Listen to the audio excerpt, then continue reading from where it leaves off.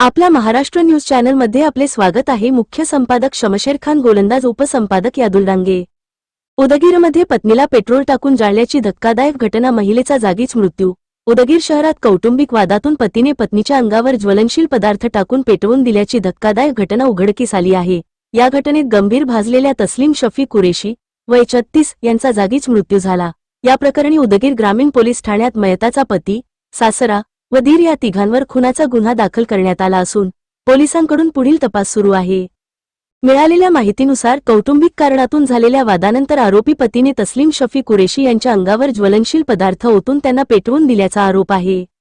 महिलेच्या मृत्यूनंतर या प्रकरणाचे गांभीर्य लक्षात घेऊन उदगीर ग्रामीण पोलीस ठाण्यात आरोपी पतीविरुद्ध खुनाचा गुन्हा दाखल करण्यात आला आहे।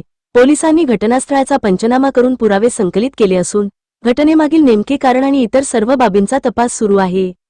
या घटनेमुळे उदगीर शहरात हळहळ व्यक्त होत असून अशा प्रकारच्या कौटुंबिक हिंसाचाराच्या वाढत्या घटनांबाबत नागरिकांमध्ये चिंता व्यक्त केली जात आहे। पोलिसांनी संबंधित प्रकरणाचा सर्व बाजूंनी तपास सुरू ठेवला असून तपासानंतर अधिक माहिती समोर येण्याची शक्यता आहे। पठाण मोहम्मद अकबर युसुफ आहे। इथे मी उदगीर मध्ये राहतो आणि माझी बहिणीला मी इथे उदगीर मध्येच दिलेलं आहे। त्याचं जे हस्बंड आहेत त्यांचे नाव शफी कुरेशी आहे। ते माझ्या बहिणीवर ते म्हणजे नॉर्मली टॉर्चर होत असतं, परंतु ह्या बारीला काय झालं की त्यांनी एकदम ते माझ्या बहिणीला जाळून मारूनच टाकलं। त्यांनी काय केलं, पहिले मला माझ्या वडिलांना कॉल केलं की असं काय म्हणले की तुमची मुलगी माझ्यासोबत भांडण करत आहे, मी तुमच्याकडे येतो। असं नाही म्हणले की तुम्ही माझ्याकडे या, तुम्ही माझ्याकडे येऊन भेटा, बोला, त्याला समजू, असं नाही म्हणलं त्यांनी म्हणले की मी तुमच्याकडे येतो। तर पप्पा म्हणले ठीक आहे, या तुम्ही बोला मला येऊन। तर लगेच 15 मिनिटांनी अजून कॉल येते त्यांच्याकडून आम्हाला आणि ते म्हणतात की तुमची मुलगी आपल्या स्वतःला जाळून घेतली आणि ते मेली। तर लगेच मी आणि माझे वडील फॉरन लगेच घरातून निघलो। फक्त 2 ते 3 मिनिटात आम्ही त्यांच्या घरी जाऊन पोहोचलो। तिथं पोहोचताच आम्ही हे दृश्य पाहिलं की माझी बहीण एका रूम मध्ये जे आहे असं लाश पडलेली होती माझ्या बहिणीची। त्यांनी त्याच्या अंगावर पूर्ण कपडे जळून गेलेले होते आणि एक चादर टाकलेली होती आणि त्या रूम मध्ये जे आहे काहीच सामान नाही, काहीच नाही, पूर्ण एकदम खाली रूम आहे ते। आणि तिथं जे आहे असं आग लागल्यानंतर जसं धुवा वगैरे होतो ना, जसं गरम असतो रूम, बॉडी पण गरम असते, तसं तिथं काहीच नव्हतं। रूम एकदम थंडगार होतं आणि दरवाजाला लॉक वगैरे काही लावलेलं नव्हतं। आम्ही विचारलं की हे कसं झालं, तर त्यांचे हस्बंड म्हणतात आम्हाला की तुमची बहिणीने जे आहे आत्महत्या करून घेतली आणि ते मधून लॉक लावली होती। आम्ही लॉक तोडलं आणि आम्ही ते पोलिसांना दाखवलं की लॉक कुठं तुटलेलं आहे दाखवा। पोलीस पण बघितले, ते पोलिसांनी व्हिडिओ पण बनवलेला आहे, ते लॉक काही तुटलेलं नाहीये। पूर्ण हे माझ्या बहिणीला जे आहे पूर्ण प्लॅनिंग करून मारलेलं आहे।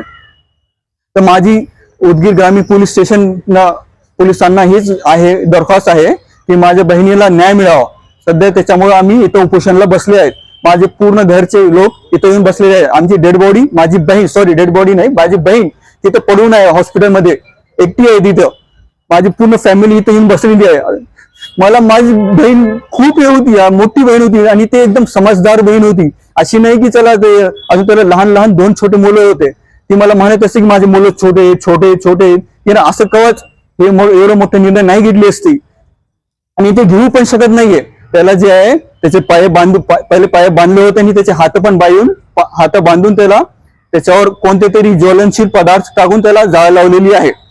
आणि जे आहे माझ्या बहिणीची जबान जी आहे, आग लागल्यानंतर जे आहे ना, जबान जी आहे ना मध्ये असते, परंतु माझ्या बहिणीची जीभ जी आहे एकदम असं टाईप मध्ये बाहेर आहे। हे पूर्ण क्लिअर दिसत आहे व्हिडिओ मध्ये। माझ्याकडे फोटो पण आहे, मी तुम्हाला फोटो पण शेअर करेन, पूर्ण आपल्या ग्रुपवर दाखवा हे फोटो। आणि माझ्या बहिणीला न्याय मिळावा, बस माझी एवढीच दरखास्त आहे।